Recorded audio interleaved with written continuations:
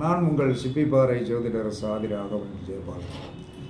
எந்த ஒரு மனிதனும் சோத்துக்கு கஷ்டப்படுவானா? கஷ்டப்படணும். இது இப்போ இல்லை, பின்னாடி தான் எல்லா மனிதனுக்கும் பிரச்சனை.